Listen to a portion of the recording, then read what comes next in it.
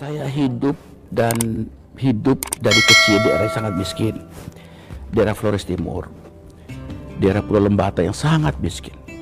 Kami sekolah juga tidak pakai baju, hanya ada celana-celana saja, pakai sepatu pun tidak. Jangan sepatu, sandal jepit juga nggak ada.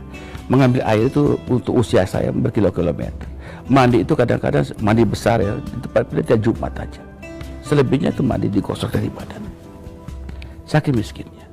Kadang-kadang kami makan itu dari biji asam, kemudian biji mangga yang kering itu, kemudian buah dari bakau, dan sangat miskin sekali. Kadang-kadang satu hari itu makan satu potong kelapa saja itu yang diiris kecil itu luar biasa.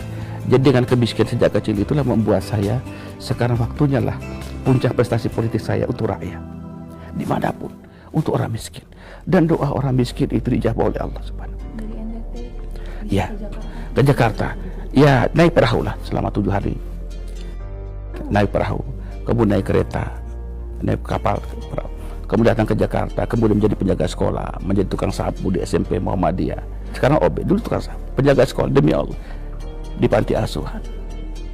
Nah, saya kalau orang lagi rapat itu saya membeli nasi, kemudian saya nanti kalau ada sisa nasi itulah giliran saya untuk mendapatkan nasi bekas itu. Dan itulah yang kemudian timbul empati pada rakyat luar biasa. Kalau boleh ini saya nggak mau jadi anggota DPR. Kalau mengkhianati rakyat nggak berani. Dan terlalu banyak air mata di belakang saya, mereka menunggu. Maka ketika saya reses, saya turun. Saya dapat uang 260 juta, saya pasti habis. Saya tidak pernah ada sisa sen pun. Saya bangga sekali bisa memberi sesuatu buat mereka. Dan air mata saya bukan air mata karena ingin diperhatikan orang. Ini tidak, memang saya begitu. Kalau anak saya nangis bahagia, saya juga menangis sedih juga saya. Karena saya tidak ingin mereka menangis karena saya waktu kecil. Saya bercita-cita semua anak Indonesia itu bisa sekolah, bisa ibadah dengan tenang. Mereka bisa mendapatkan kebahagiaan sebagaimana yang kita cita-citakan. Kita nggak boleh ego. Sebagai seorang pemimpin, kita tidak boleh ego. Jangan kita mencita-citakan kebahagiaan kita sendiri, tapi juga kebahagiaan bersama untuk rakyat kita. Saya tidak ingin mengkhianati rakyat saya. Jangan. Terlalu banyak air mata jatuh. Ya, kalau pemimpin Indonesia tidak boleh membuat air mata rakyat terlalu banyak jatuh. Dia akan menjadi saksi, dan itu pertanggungjawaban luar biasa besar pada Allah Subhanahu wa Ta'ala. Dan saya sadar untuk itu.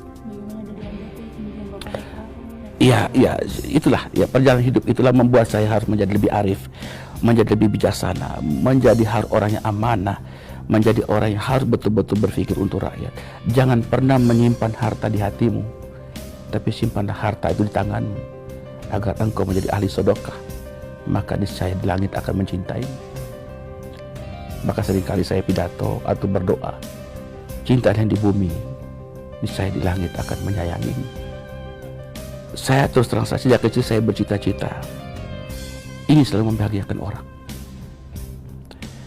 Dan jalan yang paling dekat untuk bisa membuat orang bahagia adalah pendidikan.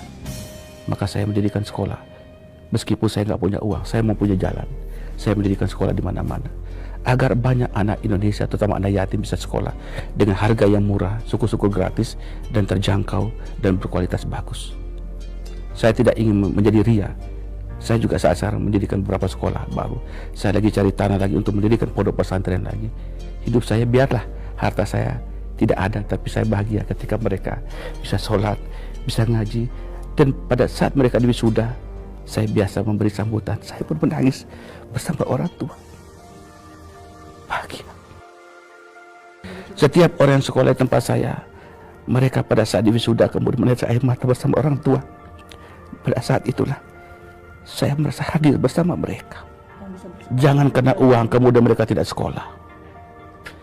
Terlalu banyak negeri ini berjanji kepada orang miskin, tetapi tidak pula mereka menghargai anak yatim, tidak menghargai orang miskin.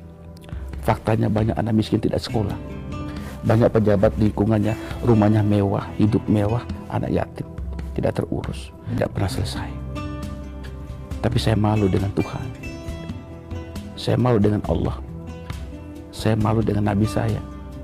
Dulu Nabi mendirikan agama, menjadikan agama ini penuh dengan peperangan, sampai mau terbunuh. Kita tidak pernah lagi. Kita sekarang tinggal bagaimana menjalankan agama dengan baik. Dan agama itu mengajarkan dua hal yang paling pokok, yaitu imanlah engkau pada Tuhanmu dan beramal solehlah, niscaya banyak rahmat yang datang kepadamu. Karena rahmat Allah itu meliputi seluruh isi alam. Satu hal, jujurkah kita dengan hati nurani kita sendiri? Jujurkah hati kita mengatakan rakyat Indonesia bagian dari tugas dan tanggung jawab kita?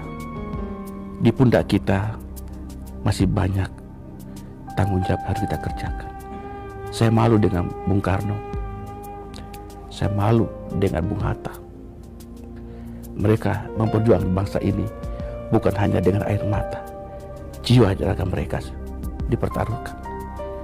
Bung Hatta sampai mengatakan, jikalau negeri ini tidak mampu memberikan kesejahteraan pada rakyatnya, biarkanlah pulau-pulau yang ada di Indonesia biar tenggelam ke dasar laut, lebih berarti daripada rakyat menderita. Itulah ungkapan Bung Hatta. Maka saya kadang-kadang malu ketika saya kalau bicara tentang sesuatu selalu ingat Bung Karno dengan Bung Hatta. Kenapa? Karena mereka tumbuh bersama masyarakat, mereka hadir bersama masyarakat, dan mereka sangat mencintai rakyat. Bung Karno pernah mengatakan, jikalau negara memanggilku, kemudian keluarga aku memanggilku, maka aku akan pilih negaraku. Terima kasih. Anda telah membuat saya terkesima dan kembali mengingat apa tujuan hidup sesungguhnya. Ya, hari kita masih panjang. Hari kita masih panjang. Nabi Nuh pernah mengatakan kepada umatnya, jangan pernah lelah berdakwah. Meskipun engkau sendiri tidak pernah dihargai orang, tapi cukuplah hati dan air matamu menjadi saksi dari sebuah kebisuan dan kepalsuan hidup manusia.